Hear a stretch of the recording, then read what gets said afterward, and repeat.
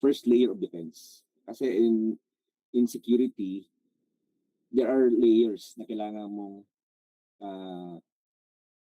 pag-aralan. Okay? And then, mamaya, as we go along to the discussion, makikita mo somehow kung ano yung mga layers na tinutukoy ko. Okay? So, next. Okay, so sabi dito, why Linux hardening matters? Sabi dito kasi, so Linux is secured by design. Yun yung na-mention ko kanina. But insecure by default configuration. Ano ibig sabihin nun? Kasi there are configurations sa Linux na kailangan pag hindi mo gagamitin, disable mo siya. Kasi kung hindi mo yan ginawa, kasi in my observation, most of the users, pag nag-install sila ng operating system, ang ginagawa nila, agree, tapos next lang. Diba? Yun ang ginagawa ng mga users eh. Even in my students, no, pag nagpa-conduct ako ng activities or hands-on activities, especially in OS na subject ko, example, nag-dual boot sila and then you're going to install a particular operating system. At habang binubuksan ko sila, hindi nila binabasa kung ano yung mga nakalagay doon. Ang ginagawa nila, just click nila yung next, tapos I agree. So that's it. Which is bad practice yun. As an administrator, kasi sabi natin, if you are the user, ikaw din yung administrator ng machine. Dapat. Yun dapat yung rule, no? Kung ikaw yung user, dapat ikaw din yung administrator. Kaya dito, sabi dito, ang need natin is hardening. Sabi dito kasi, hardening is the process of turning a functional system into a resilient one. So, ibig sabihin nun, mas bibigyan mo siya ng additional protection or security para maging resilient siya sa attacks. So, I have a diagram here. So, we have hardware controls and then we have OS controls. Okay? So, itong dalawang layer na to in a computer system, kailangan daw, dyan po yung kailangan natin i-harden. Okay? Kasi most of the time, ang pinofocus natin, yung OS i-harden lang natin. Eh, how about the hardware? Dapat i-harden natin din yan. Kailangan, before ka mag-harden ng operating system or bago mo i-secure yung operating system mo, dapat, doon pa lang sa hardware, meron ng hardening na nangyayari. Kasi pag hindi mo yan ginawa, useless po yung gagawin nating OS hardening. Okay? Can you still remember yung boot process na procedure? I know in your first year, diniscuss na yan ng instructor. Okay, para ma-refresh ko tayo kung ano yung tinatawag na boot process. So, pasok tayo sa topic na PC troubleshooting. Di ba ang subject na PC troubleshooting? It's the process of identifying problem or issues na na-encounter natin sa mga computer natin or computer system. Pwedeng manggaling yan sa software, hardware issues.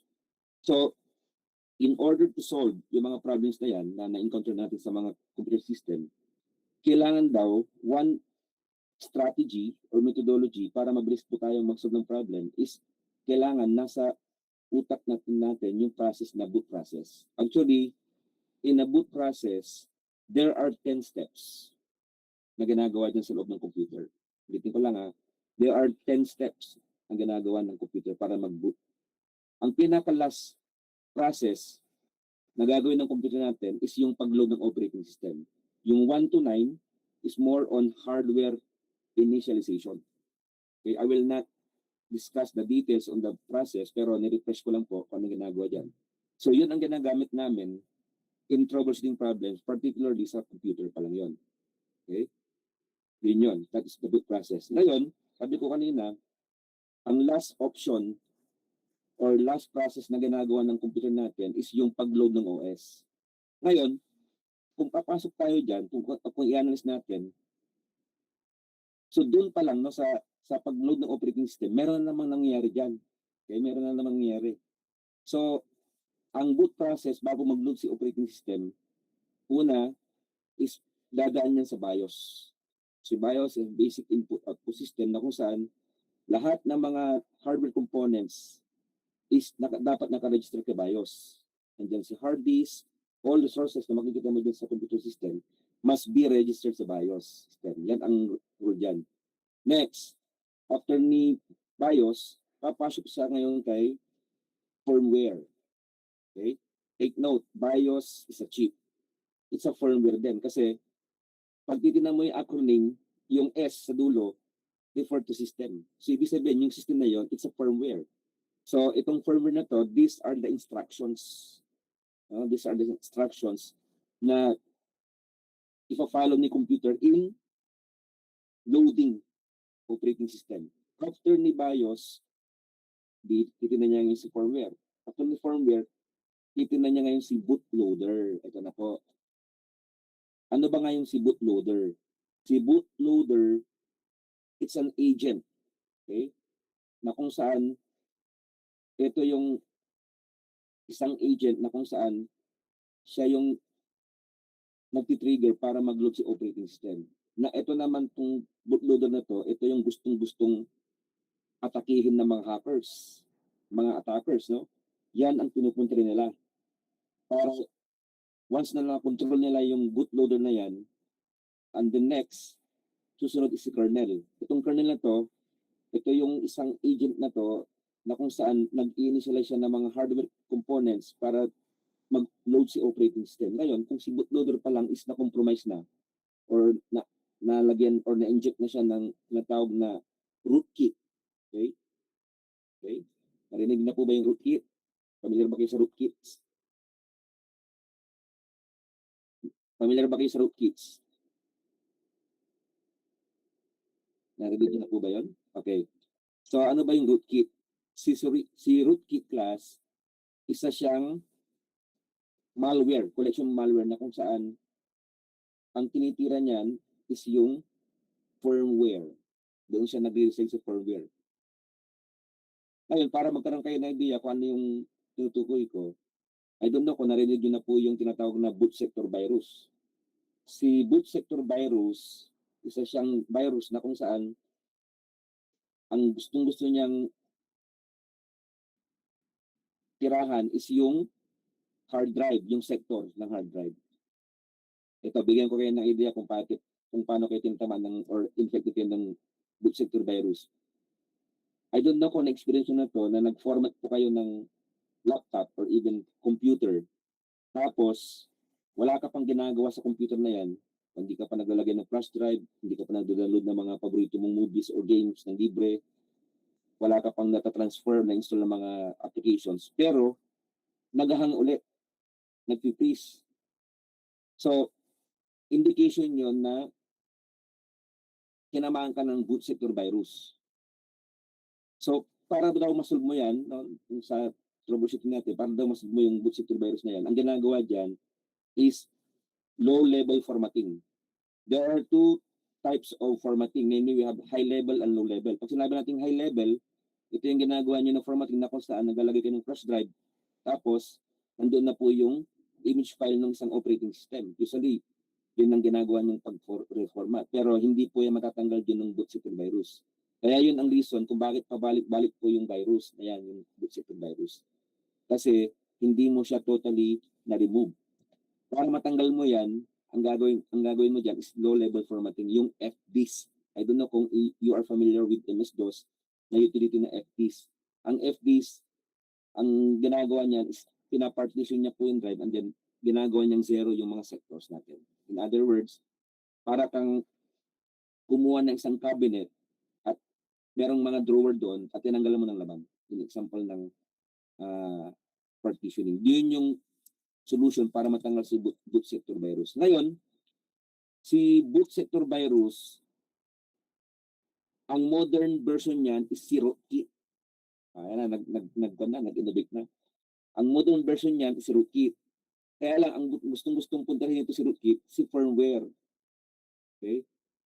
Firmware is part ng BIOS system. Doon po siya nagre-reside. Kaya pag hindi po kayo technical person or kulang po yung experience nyo kung paano i-handle si rootkit, ang gagawin mo dyan, magpapalit ka ng motherboard. Kasi nasa BIOS po yung rootkit na yan eh. So itong rootkit na to, sabi ko nga, ito yung tumitira nung bootloader. Kasi ang bootloader, doon po nakalagay yung administrative level such as yung mga password. Okay? Pag nag-load yung operating system, example, naka-dual boot yan, pipiliin ka dyan kung Windows ang gawin mo, yun yung tinatawag na bootloader. Kung doon palang class is na-compromise na po yung mga bootloader natin, patay na. Yung system mo is compromised na yan. So mahihirapan po tayong magkuhan dyan. The only way para masolve yan is gagamitin natin yung tinatawag na digital forensics. Pero medyo advanced na yan, so I will not discuss digital forensics for this session. No? It's another competency. So yun. So ang pinaka-objective natin ngayon is para maiwasan yung mga ganong kung paano sila pumasok, yung mga ganong kung paano mag-inject ng mga rootkits or sometimes yung bootkits.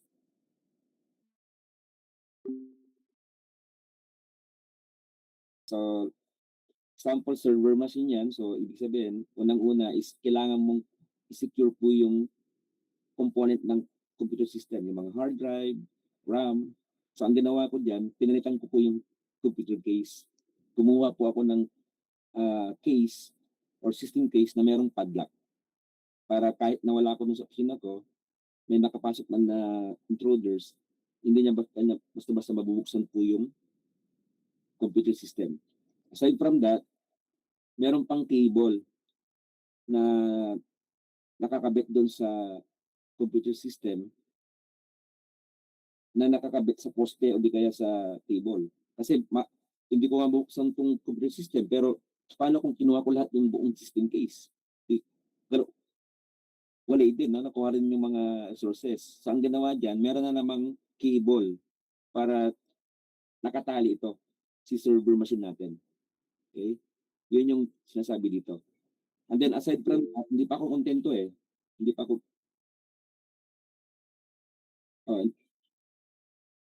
ako kontento, nilagyan ko pa ng additional security. Wait lang. Hindi pa ako kontento, nilagyan ko pa ng additional security. Ito pa. Usually, ang ginagamit natin na screw is yung mga plus. Tama? Yung positive na kwan. So, palitan nyo po yan. Ang gamitin nyo yung ito. Yung parang star. Kasi ganito po yan. Kung meron mang magbubukas niyan, hindi siya handa. Okay? Wala siyang tool na dala na merong ganito. Kung yung cross lang, ordinary na parang Philip na screw lang, common yun kasi even yung mga Swiss nut, pwede niyang buksan yan. Eh. Pero pag ganito, ibang usapan to, may harapang kasamhaw na ma-open yung or matanggal yung cover ng system case. Kaya yun, no, unahin ko, merong padlock yung system case, naka-cable, no, yung pansa nakatali doon sa table o di kaya sa poste, yung server machine.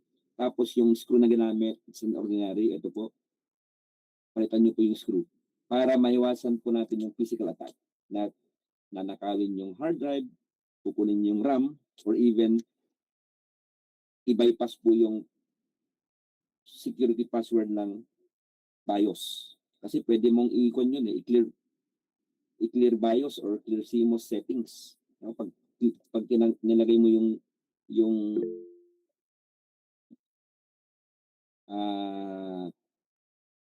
configuration sa reset, mali-reset lahat, even yung password ng supervisor. So pag natanggal mo na yung password, madali mo na ngayong i-penetrate yung system kasi pwede ka na mag-inject ngayon ng mga rootkits using flash drive. So yung sinasabi ko dito na additional security. Okay? So before I move to the next topic, meron po ba kayong question dito sa physical measures? Hearing none, so let's continue. Next, let's proceed to USB security. Okay, ito yung sinasabi ko. Ito maganda to. So these are the do's and don'ts. No? So number one, let's talk about the do's. No? Sabi dito, only use USB drive from well-known trusted suppliers. So in my experience, nasubukan ko na itong mga brand na to. So I'm not promoting this product. Pero in my experience, sabi ko nga, I want to share my experience sa mga component na yan. So tried and tested ko na yan. Okay? administrator. Yan ang ginagamit ko to back up yung mga file namin dati during my time. And then ask trusted contacts to share files via cloud services instead. So kung gusto mong kumopya ng mga file, mas maganda ikunin mo na lang po yung sa through cloud services, no?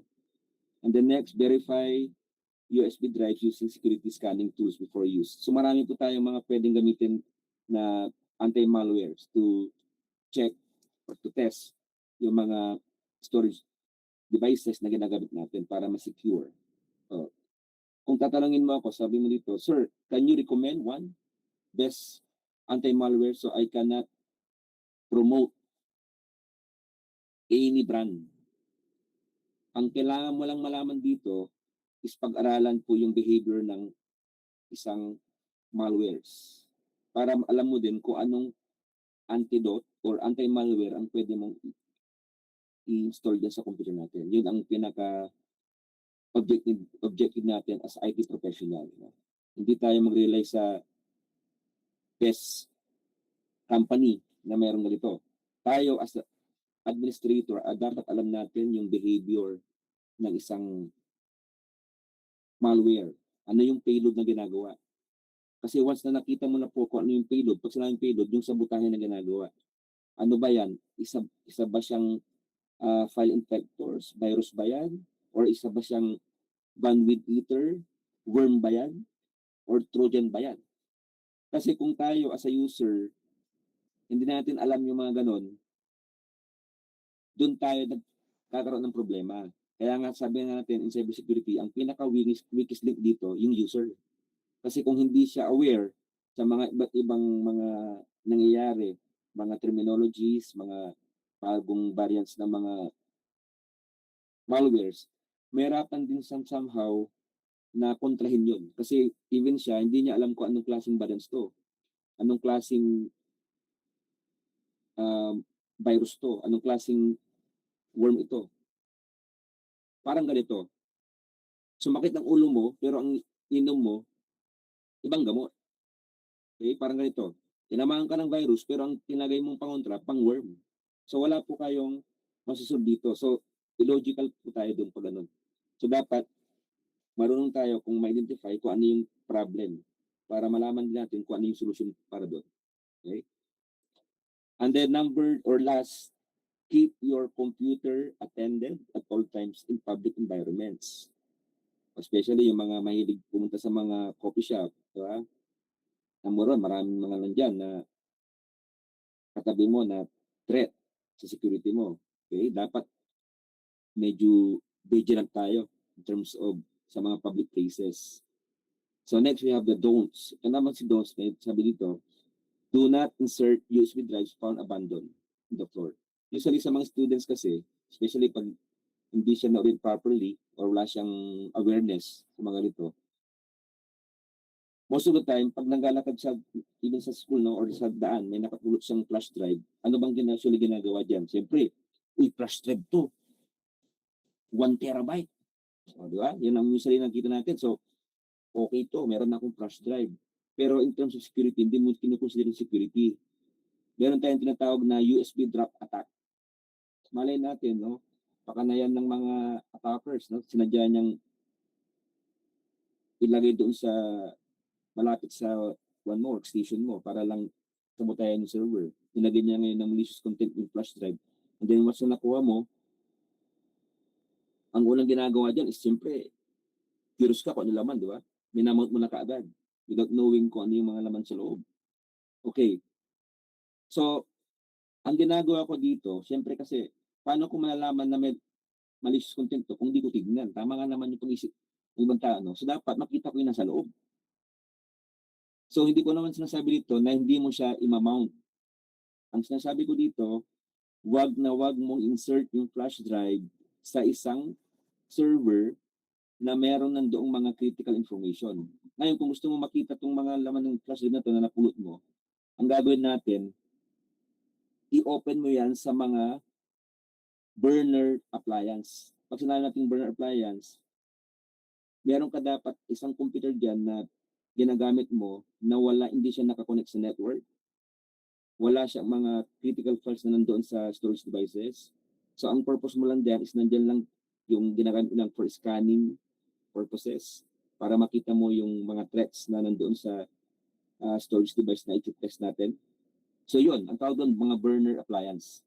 Pwede kayong gumawa niyan yung mga lower specs na computer na hindi nyo na masyadong ginagamit. Pwede kang mag-customize doon ng mga or mag-install ng mga anti-malwares or even firewall para doon mo itis yung mga ganyang mga napupulot ng flash drive. Okay? Kasi malay mo, yung flash drive na yun pala is kanyan, USB rubber ducky or di kaya bad USB yan. Kung familiar kayo sa rubber ducky, ang ginagawa ni rubber ducky USB is siya, isa siyang keyboard emulator. Yung nag-inject siya ng keyboard. Si computer system natin, hindi niya kinukonsider yung flash drive na yan as storage device. Kinukonsider niya yan as keyboard. Okay? Once na pinag mo yan sa computer mo, meron siyang payload sa loob. Meron siyang mga script, no? Na pwede siyang mag-inject ng mga tinatawag na rootkits. Pwede siyang kumuha siya ng mga critical files, passwords, accounts. It's a superhuman keyboard na kung saan pag nag-type siya na meron siyang speed na 1,000 keystroke per minute. Ganyan siya kabilis. Kaya tinawag siyang keyboard emulator. Okay? Nag-inject siya ng keyboard. Si rubber ducky or commonly known as bad USB. Ngayon, sabi ko kanina, kung gusto mong i-check kung ano laman yan, pwede pang gumamit ng burner appliance or gagamit po kayo ng USB condom. Parang pakinggan, no? Parang pagka mali siya yung terminology, no? Pag sinabi natin USB condom, ito yung ginagamit natin to what? I-block yung data transfer. Once na pinadaan mo yung sa USB condom, yung data is hindi ma-transfer. More on ka lang siya. Yung ang magpo ka lang dyan yung power lang. Okay? So walang nang mangyayaring penetration, walang mangyayaring attacks. Pag dadaan mo siya sa USB condom or data blocker, tawag yan. Okay? Next, do not insert USB drives given by random or unknown individuals. Usually, ito nangyayari, no? Iwan ko lang kung umating kayo ng mga cybersecurity seminars. No? I'm referring to on-site, no? And then there are times na meron silang mga, I'm not saying na ginagawa nila, pero example ko lang, na ang pa-price nila is mga flash drive, for example. Ito, price mo, flash drive. Siyempre, nakakatakot yun, hindi mo kilala yung nagbigay. Tapos, hindi mo alam kung anong mga laman sa loob. Balay mo, may mga malicious content yun or malicious commands. No? Kapag mas na pinag mo dun sa flash drive mo or sa port, yun na, nag-start na yung injection. Okay? And then, another observation, no? Usually sa mga kasama ko sa school, mga co-faculty member, especially mga newbies, mga bagito, sa sobrang busy nila, iniiwanan nilang unattended yung kanilang computer na hindi nakalock. Example, mag-CCR lang ako eh.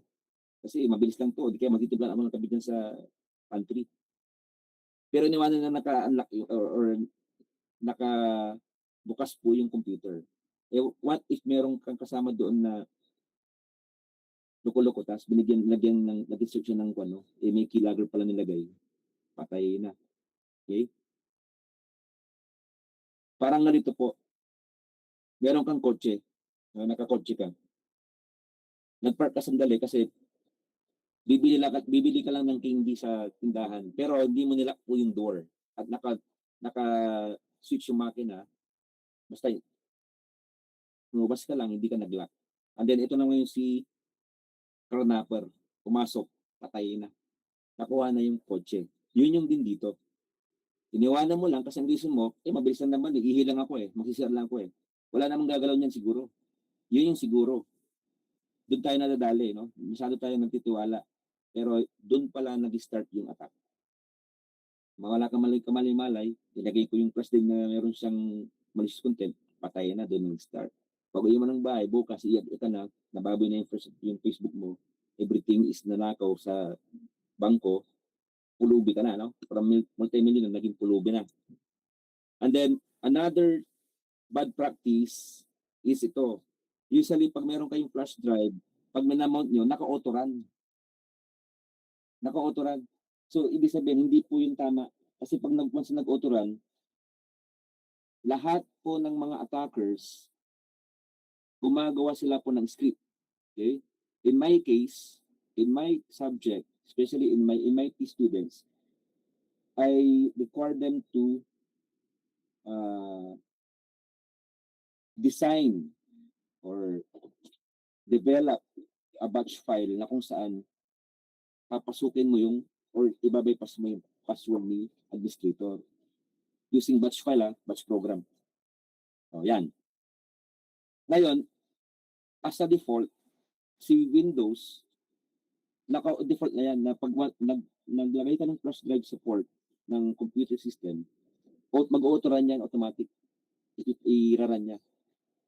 So, pag doon, wala na, no? Na-compromise na yung system. Kaya, for my advice, make sure na naka-disable po yung one ng flash drive. Once na nalabang po yung flash drive, hindi po yan automatic na mag-run. Dapat, ikaw po yung mag-allow as administrator kung pinaran mo yung system or i-open mo yung flash drive para mas secure. So these are the basic tips to secure yung system natin para mawasan natin yung mga injections, ng mga rootkits, malwares, attacks sa mga physical system natin or mga computer system natin. Okay? And then, ito yung itsura ng USB rubber ducky. Okay? If you are familiar with hack5.org, nandun lahat po yung mga hot plugs na tinatawag. No? Pag sinabi natin hot plugs, ito yung mga ginagamit natin o ng mga hackers to penetrate system para i-pentest. Actually, hindi naman lahat ng mga product nila is ginagamit for attacks. Ginagamit to for pen testing ng isang company kung gaano ka-secure yung system. As a pen testers, dyan yung isa sa mga opportunity or magiging work nyo mamaya, mga IT students or BSc students. Pag naging pen testers ka ng isang company, mahal ang bayad dyan, no? Ang gagawin mo lang is, susubukan mo lang yung website nila kung mapapasukan mo. Kung ano yung mga weak points. Okay? Ano yung mga vulnerabilities, tinatawag. Yun ang trabaho ng pen testers. Ititest mo yung network. Ititest mo yung OS. So, ito yung mga ginagamit nating mga hot plugs para i-penetrate yung mga system. Na I'm sure na after you graduate, one of the siguro, tinatarget nyo maging trabaho nyo is mga pen testers. Mahal ang bayad yan, no? Mga tinatawag na red team. Okay? Iba rin naman yung blue team. Yung blue team more on defensive. Okay? Next. Yes na, pero bibilisan ko na.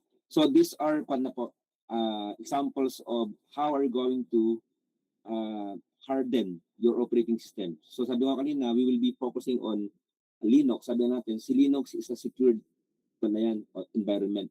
Pero if you want to harden pa yung OS na yan, these are example of how we're going to harden yung Linux natin. Ibang script din yan when it comes to Windows. Okay, usually sa Windows kasi, ang ginagawa ko diyan pag gusto ko i-harden si OS ng Windows, ang unang-una kong ginagawa diyan is dinidisable ko si run command, saka si DOS prompt. Kasi pag meron po yung DOS prompt na yan, saka si run, parang kanina example ko, no? Humihi lang ako saglit. Okay? Pero kung naka-live yan, no? Naka-live yung environment at available po si prompt saka si run command, pwede akong maglagay ng script dyan. No? Pwede kong baguhin po yung mga registry. Pwede kong ilagay yung mga iba't ibang script or batch file na ginawa ko para sabotahin yung OS. Okay? Particularly mga bootloader. So in Linux ito po. Okay?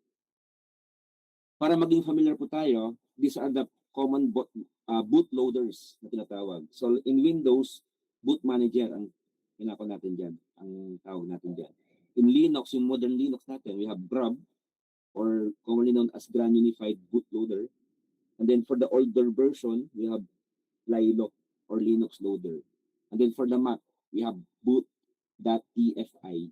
Okay? So these are terminologies na I'm sure na-encounter niyo to sa mga subjects ninyo, especially in operating systems. And I'm sure your competent instructor already discussed this one na napaka-basic. No?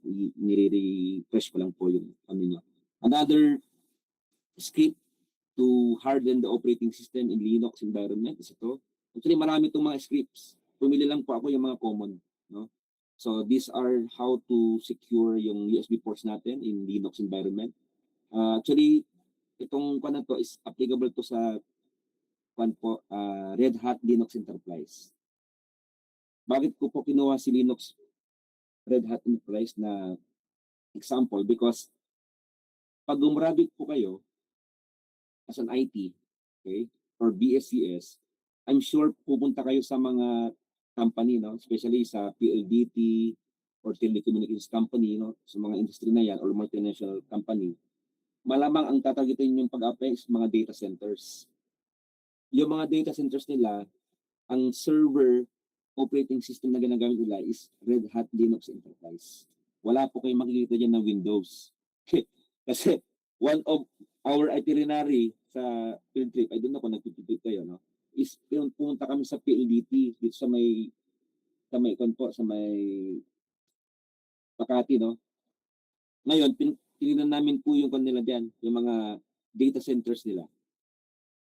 Okay? And then meron din sila tayo sa Laguna, no? So, I'm sure, no, pag graduate nyo, malamang yun ang mga tatargetin yung mga pag-a-applyan. Kasi maraming mga kailangan nilang mga IT professionals or graduate doon sa company na yun for data centers. Okay? Especially nowadays, more on cybercrime na nangyayari. So, talagang gamit po yung training nyo in terms of cybersecurity seminars. Okay? And then next or last, we have securing the bootloader in Linux. So sabi ito, grab2 password protection and live demonstration. Actually, ito yung ginawa ko sa Ubuntu naman. Example, meron kang password dyan sa Ubuntu. Ito, may nakalagay na password dyan. So usually, pag sa Linux, yung mga newbie, hindi nila kayang bypassin yung password. Pero dito, yung sinasabi ko kanina, yung grab2, once na napasukan mo yun, you can easily bypass the administrator password. In Windows naman, kung gusto mong i-bypass yung password ng administrator, napakadali. Maraming mga utilities na pwedeng gamitin. Pinaka-common dyan is yung conboot. I don't know kung you are familiar with conboot. Okay? Ayan na, just for the sake of discussion, mention ko lang yun. Pero I'm not saying this para matutunan mo manabutahe. Sinasabi ko lang yung mga possibilities na kayang-kaya nilang pasukin niya kahit nabalagay ka ng password yan, kaya-kaya kong i-bypass yan using third-party software sa Windows. In Linux naman, ito yung ginagawa. So yan, once na penetrate mo na yan, ito yung lalabas dito, and then susunod, ito na po, and then, ito, remounting file system. So ibig sabihin, napasukan mo na si root. Once napasukan mo yan, compromise na po.